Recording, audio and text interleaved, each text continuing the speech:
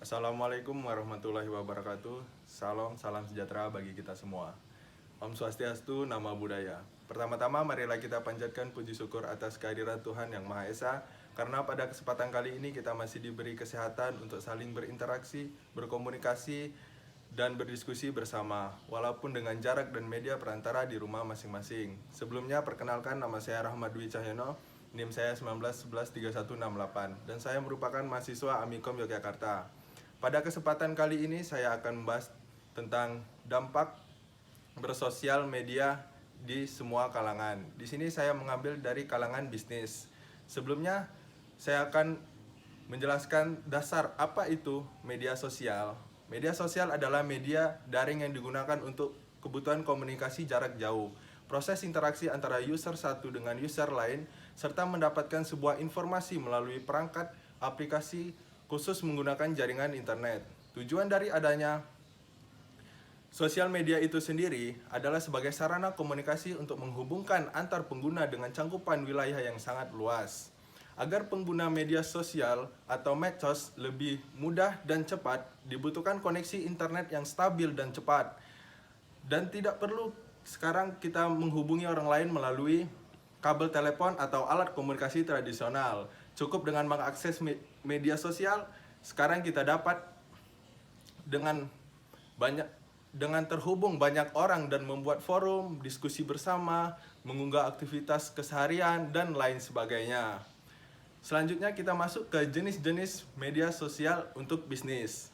Tentu saja media sosial tidak hanya digunakan untuk kegiatan komunikasi, blog, forum, atau aktivitas yang lain. Namun, situs jaringan sosial juga dapat digunakan untuk kegiatan yang bersifat komersil, bisnis, dan dapat menghasilkan keuntungan di dalamnya. Dengan memanfaatkan media sosial sebagai sarana komunikasi tanpa batas waktu dan ruang.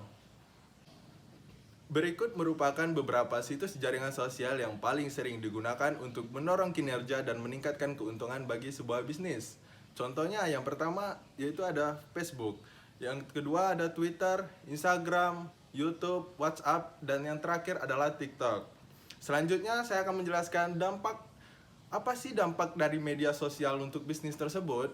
Setelah mengetahui beberapa jenis media sosial yang sering digunakan untuk membantu kebutuhan bisnis, selanjutnya kita masuk pada penjelasan mengenai dampak media sosial bagi pengguna aplikasi. Dampak itu ada dua, yang dampak positif dan dampak negatif. Yang pertama saya akan menjelaskan tentang dampak positif. Berikut merupakan dampak positif dari pengguna media sosial yang ditinjau dari segi bisnis. Yang pertama yaitu meningkatkan keuntungan dari penjualan produk. Apabila kita sering mempromosikan produk melalui iklan atau postingan, maka berpeluang besar untuk mendapatkan traffic pengunjung untuk membeli dan menggunakan produk kita. Pastikan untuk selalu memberikan informasi produk sedetail mungkin untuk meningkatkan kepercayaan customer. Yang kedua, meningkatkan kredibilitas perusahaan atau organisasi. Selanjutnya, kredibilitas perusahaan dapat diukur dari seberapa besar dan banyaknya sebuah perusahaan memberikan layanan dan produk yang berkualitas dan dibutuhkan oleh customer. Dengan memanfaatkan media sosial, kita juga dapat menyusun profil perusahaan untuk membantu produk penjualan dan pemasaran barang atau jasa. Yang ketiga, menjalin kinerja sama secara luas. Semakin kredibilitas Anda meningkat, semakin timbul banyaknya relasi dan jaringan yang terhubung secara cepat melalui aplikasi media sosial. Kerjasama umumnya akan dilakukan dengan diskusi antar founder perusahaan terkait. Dan kita mencoba menggunakan fitur medsos untuk membantu kerja sama tersebut. Di sisi lain, dampak positif selanjutnya ada dampak negatif. Berikut dampak negatifnya. Yang pertama yaitu memperkenalkan produk yang tidak sesuai atau palsu. Semakin mudah akses dan fitur yang disediakan juga dapat menimbulkan resiko kejahatan yang besar pula. Setiap orang memiliki kesempatan untuk menawarkan dan memperkenalkan produk secara bebas melalui media sosial. Yang kedua yang sering banget terjadi zaman sekarang yaitu menyebarkan berita atau informasi hoax. Saat ini semakin banyak informasi yang tersebar secara bebas dan cepat melalui internet. Berita atau artikel yang ditampilkan juga dapat mengandung unsur pembohongan publik apabila kita tidak mengecek atau memverifikasi keaslian konten tersebut. Yang ketiga, menimbulkan persaingan yang tidak sehat.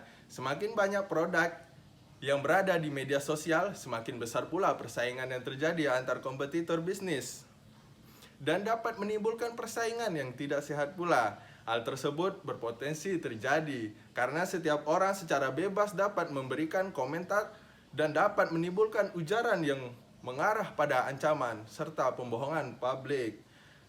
Jadi kesimpulan yang dapat kita ambil dari penjelasan saya yaitu bersosial media adalah hak setiap orang, namun menjaga sikap hal yang utama.